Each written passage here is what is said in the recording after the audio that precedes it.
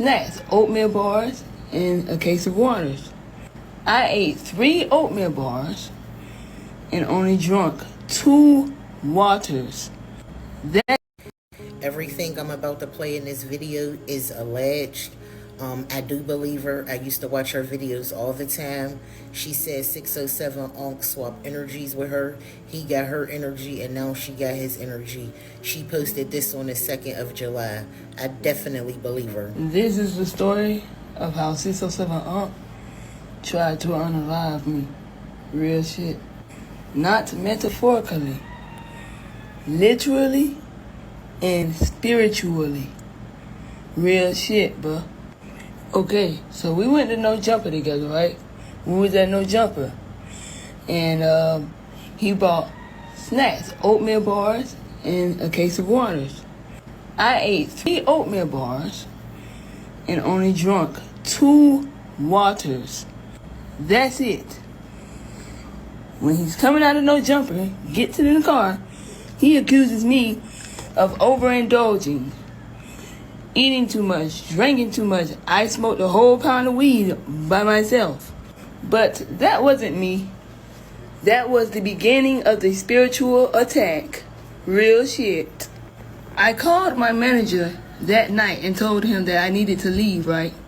And that something's off, yo. Even my divine counterpart told me, bro. I just wouldn't listen.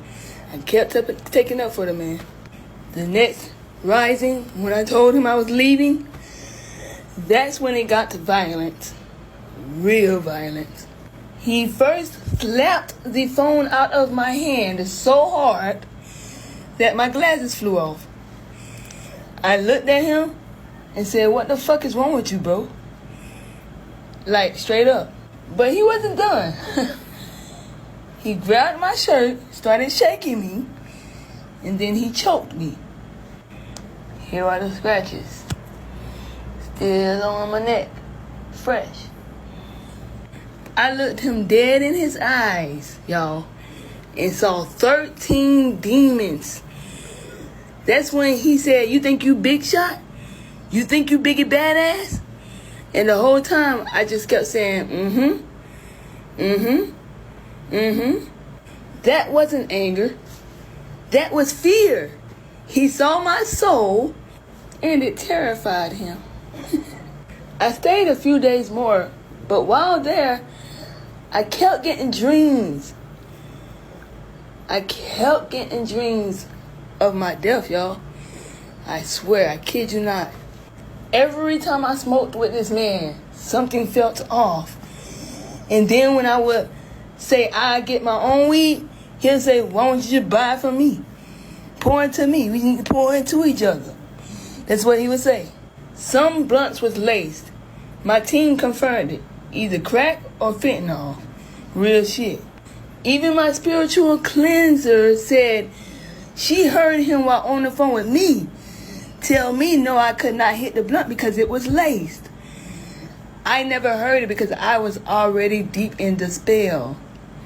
Shit, so fucking crazy, yo. I didn't even know if I was gonna come see my divine counterpart until I made the promise to her. And because I made that promise to her that that date would never change, she don't even understand how much she saved my life. But even since I've arrived, I've been under constant attack. Real shit. This isn't drama. This is spiritual warfare. Everything I'm about to play in this video is alleged. Welcome to Popeyes, y'all. I sure do hope you're hungry. We got some fresh food waiting. Come on in. Look at this right here. It don't get much better than this, y'all. I bet you be hungry after seeing this. I don't know why y'all be hating on our food so much. We make sure everything is done the right way. Ain't no cutting corners up in here. And we always got our food hot and ready. Ain't nobody care that it been sitting up here like this all day. Y'all tripping? This stuff is banging. Our food's so good, people be fighting for it, y'all. We dropped that chicken sandwich and they straight up lost their mind. These people be up in here every day, lying all the way out the door. I think they hooked on this stuff for real, y'all. It ain't just chicken. It ain't just, and it's a piece of us. It's serving. It's serving.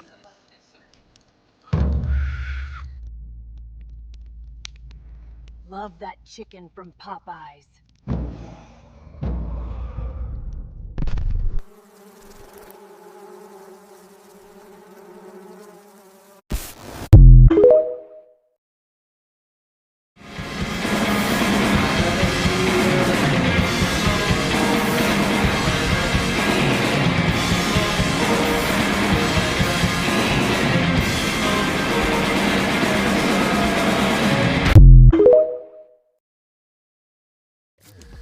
Start off with the Mercury. Thank you so much, everybody with the Phoenix Mercury organization, all the hard work, long hours, everything that y'all did to for me, my wife, my family, getting me back home, being there, supporting me, letting me know that I wasn't alone.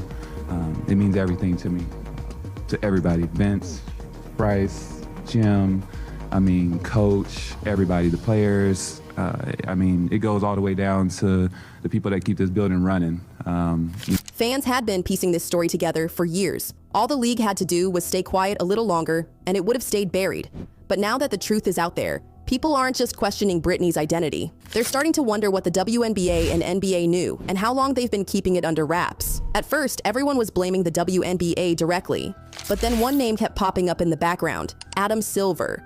Sources say once the medical leak started making rounds behind the scenes, Silver got involved almost immediately. Not because of policy violations, not because of league rules, but because of optics. Sponsors were nervous, fans were divided, and the league's new golden girl, Caitlin Clark, was taking heat for something she didn't even do. People inside the league claim Silver didn't want this dragging into All-Star Weekend. Executives allegedly got told to handle it quietly, which in WNBA language means drop her fast and don't make a scene. It wasn't about what Britney said. It was about what she represented. A scandal the NBA didn't want to clean up. Let's not forget, Silver oversees everything, from player conduct to brand deals to long-term vision. He's not hands-off. And the fact that this happened during a record-breaking season, that timing wasn't accidental. It was a reset, a clean slate for the league, and Britney no longer fit into it. He even said that partners were starting to question their association with the league. And in case you missed it, here's the clip. Truth in the movies. The history of your country seems to consist of nothing more than a squalid string of conspiracies, rebellions, revolutions, murders, and massacres. Every judgment seems to be motivated by greed, by malice, hypocrisy, hatred, envy, lust, and madness. You have proved that ignorance, idleness, and vice are the only qualifications for public office, and that your laws are made by those whose only interest is in perverting them. I can only conclude that your people are the most pernicious race of odious little vermin that ever nature suffered to crawl upon the face of the earth. I can only conclude that your people are the most pernicious race of odious little vermin that ever nature suffered to crawl upon the face of the earth. Your Majesty.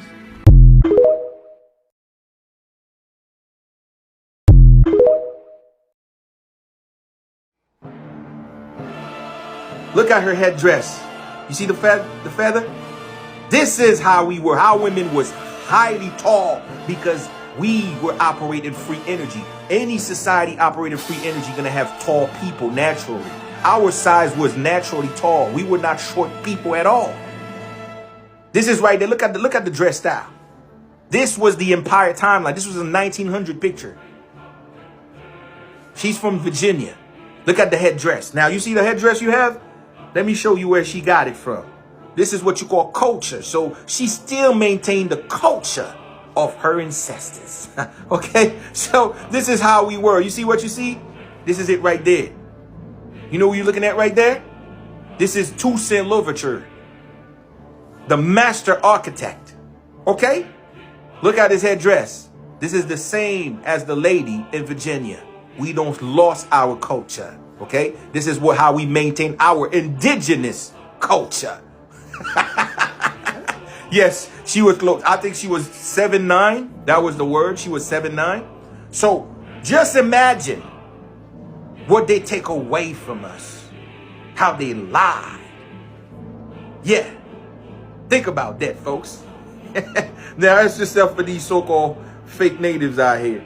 They don't know anything about a goddamn thing I'm saying here. But guess what, folks? They said they were here first. Hey, if you're here first, you got to know about all sort of history. You got to, especially America. Because America is who federalized you.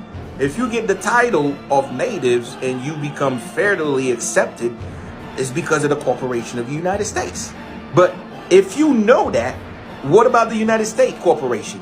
You don't know the history about it? You don't know how they come to be a corporation? You don't know where they came from? You don't have no knowledge about nothing. That is the proof that you were never there, my G. You were just used as a pawn to help do a job. So since the job is being done, you got rewarded for it. But you were not from here, B. You were not from here. Now, I took this picture because all over they have. So look at it, TikTok. So we do the delivery and hauling, right? Okay. This is your Black history. This is part of your Black history. This is human hair that we found in this chair. Black human hair. As you can see, the strands of hair. Okay. That's real Black people hair. That's real Black people hair. Indian Black people. That's right. This is an old chair. It's in the early 1900s. As a matter of fact. Okay, look at the wheels. If you look at the wheels, that's when they started putting the wheels, on some of the furniture in the 1900s. So this is a chair that has human hair mixed in it. That's right. And look, to show you this is not a fluke, I want to do it right here and see if there's human hair here. Chair here and see what's going on with the deal.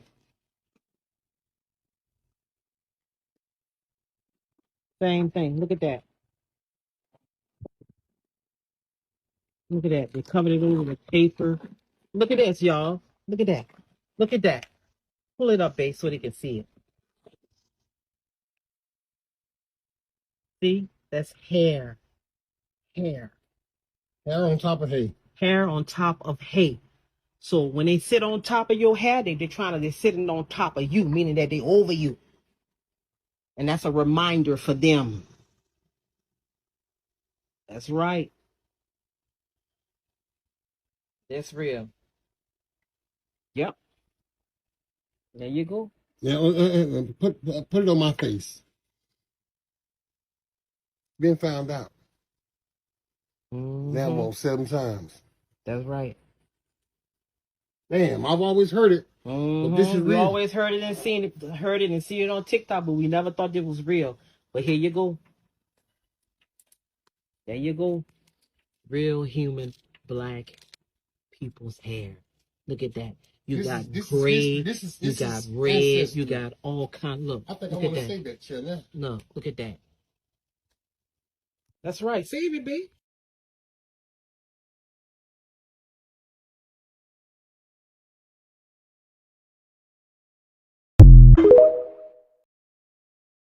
I lived in an old house. It had fireplaces in every room except the bathroom.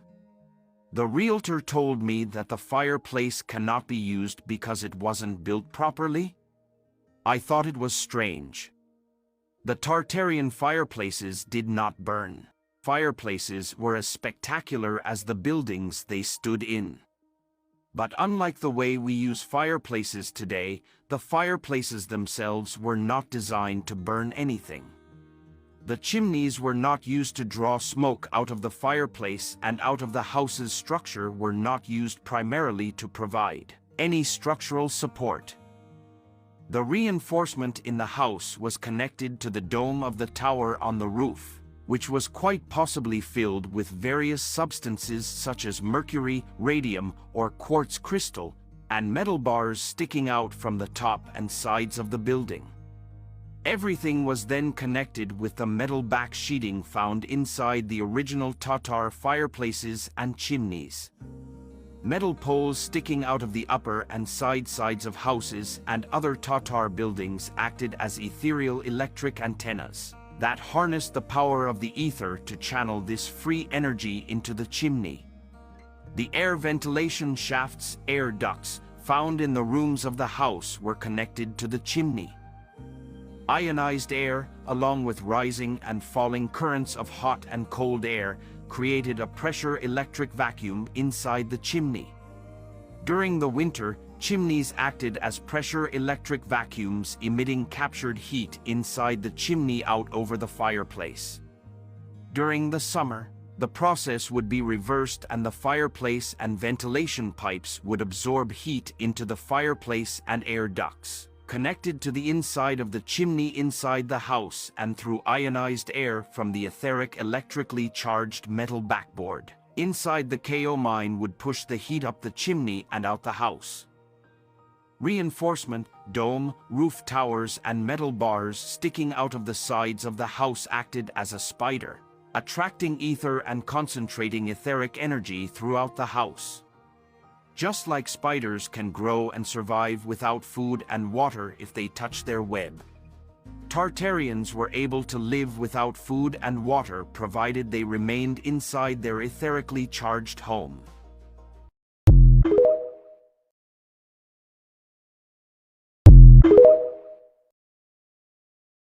History we've all been taught is a massive lie.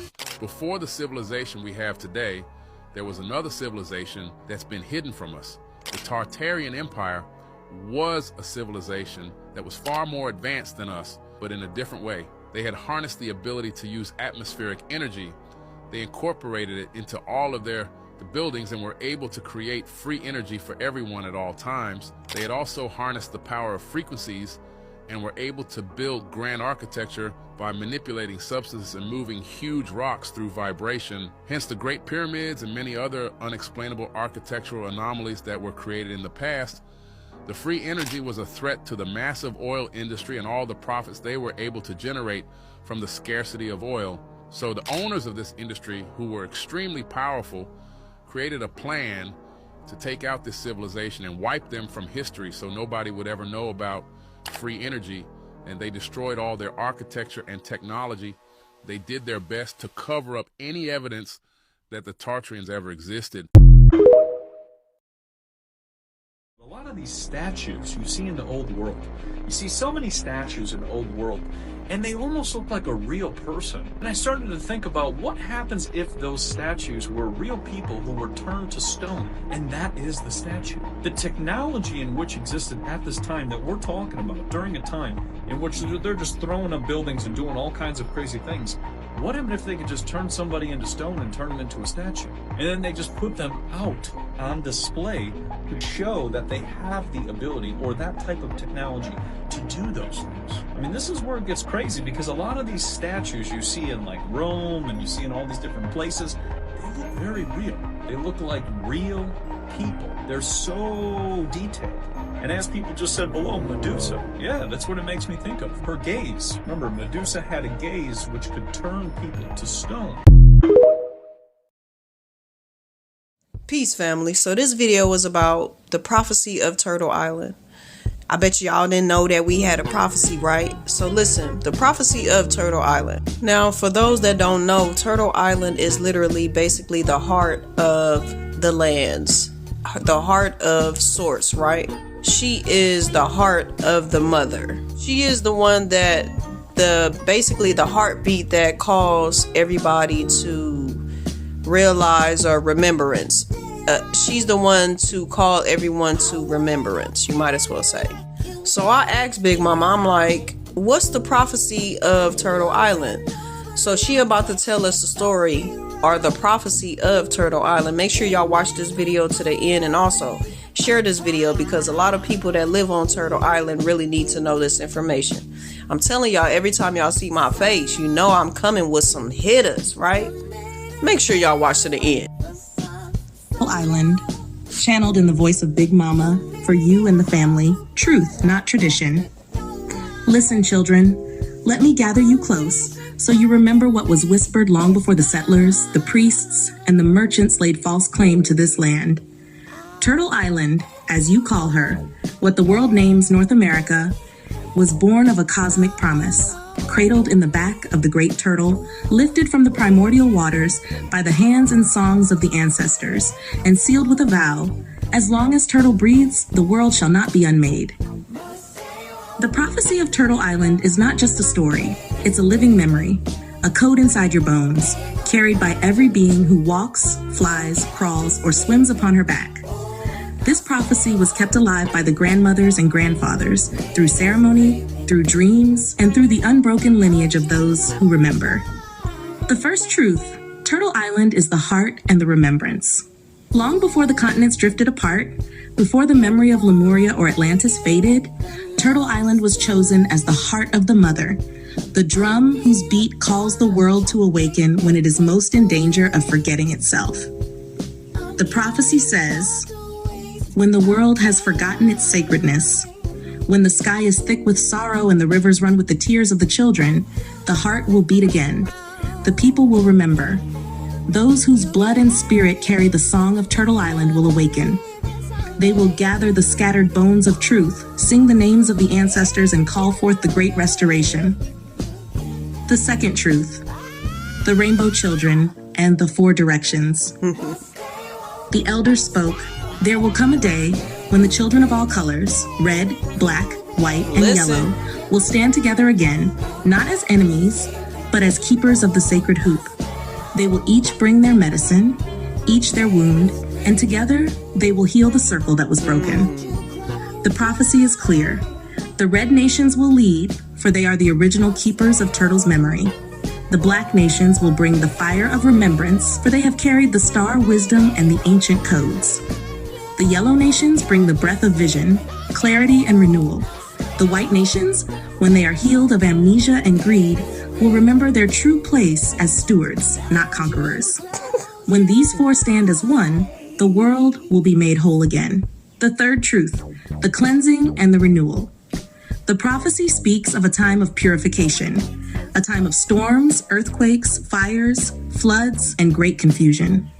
A time when the land itself will rise up to cast off what is untrue, when Turtle herself will tremble, and those who have forgotten will be forced to choose, return to balance, or perish in the forgetting.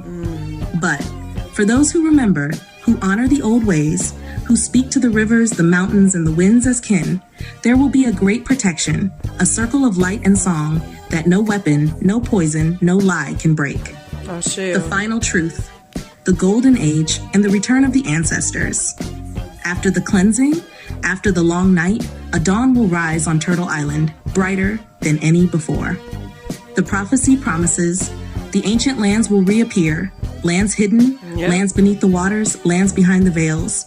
The animals who fled or vanished will return. The language of the plants, stones, and stars will be spoken again. The ancestors will walk with you, hand in hand, and the children born in that time will remember everything. They will not be burdened by amnesia, nor by the chains of the past. Turtle Island will become the heart of the world once more, and from her the new song, the song of peace, unity, and sacred memory, will spread to all nations. What they never told you. The hidden code. The prophecy was never about apocalypse, but about remembrance and restoration. The true chosen people are those who choose to remember, honor, and heal, regardless of bloodline, but especially those whose ancestors were made to forget. There are sleeping places of power, mounds, caves, rivers, and ancient trees that are awakening. These are the activation points for those called to step into their roles as keepers, healers, and leaders in this new dawn.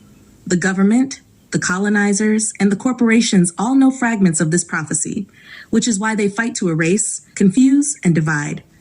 They fear the gathering of the remembers. So children, family, those who walk upon Turtle's back, the time of prophecy is now, not a distant tomorrow. It is in your breath, your choices, your gathering together in truth. Remember, restore, rejoice, for Turtle's heart still beats, and with every remembering soul, the world heals a little more, is the true prophecy of Turtle Island. Period. Big Mama, speaking from the heart and the bones of the land. If you want a visual or a to the ones living on Turtle Island, coming forth now. Listen, my babies, my bones and my blood walking upon my back. You are the heartbeat of Turtle Island. You are the keepers of the prophecy, whether you know it or not. This message is for all of you, melanated, indigenous, descendants of the ancestors, and even those who have come here seeking refuge or truth. You are here now because you were called, chosen, and prepared for this very hour. Why you are here. You were placed here, not by accident, but by design. Your spirit, your lineage, your memory is encoded with the medicine this land needs to awaken. You carry the song, the prayers, and the codes of restoration, even if they are buried under layers of forgetting or pain. You are the bridge between worlds, between past and future, spirit and flesh, the seen and the unseen. Your role in this time. 1. Remember who you are. Shake off the dust of forgetfulness. Speak your true name, out loud, to the land, to your people, to your spirit. Gather with your kin. Find those who make your spirit feel at home. This is not a time for isolation. Gather, sing, share, learn, and uplift each other. 3. Heal the wounds, personal and collective. Forgive where you can. Release what does not serve. But do not let your wounds become your identity. Let them become your wisdom. 4. Reconnect to the land. Touch the soil, speak to the waters, honor the trees, the stones, the winds. This is your original family. The land is alive and remembers you, even when you forget yourself. 5. Stand as guardians, not conquerors. This is your home, not to be owned, but to be cared for and protected. Guard the sacred, shield the vulnerable, speak truth to those who have forgotten. 6. Activate your gifts, whatever your gift, healing, art, teaching, song, protection, wisdom. Now is the time to use it. Do not wait for permission. The ancestors already gave it to you. Prepare for the unveiling. Hidden truths, ancient lands, and forgotten powers are returning. You must be ready to receive what is coming. Mentally, spiritually, physically. What you need to know, what they don't tell you. You are not alone. There are others waking up at this very moment, across the land in every city, every small town, every forest and mountain. The system is trembling.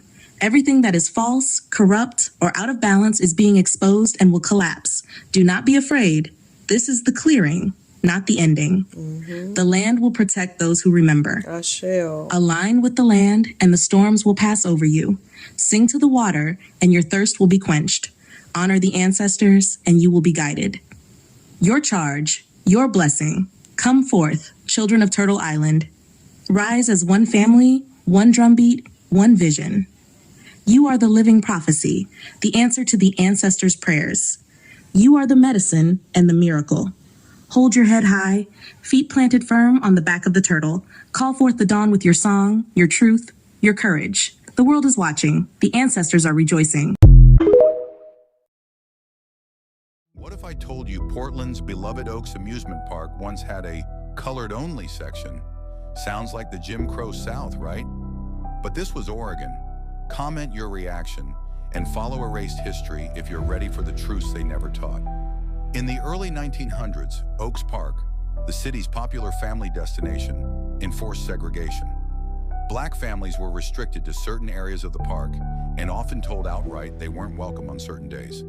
The park's owners marketed it as a whites-only space, and newspapers of the time openly advertised it that way. For Portland's Black community, Oaks Park was a reminder that racism here wasn't hidden. It was written into everyday life. Families who tried to enjoy the park faced exclusion, humiliation, and reminders that Oregon's segregation wasn't just in laws, it was in public spaces where kids were supposed to feel safe. And here's the part that should blow your mind. Oaks Amusement Park is still open today. Thousands visit every year, with no idea of the history beneath the rides. So here's the question. How many of Portland's family traditions are built on histories we're never told? Drop your thoughts below and follow Erased History so these truths never stay buried.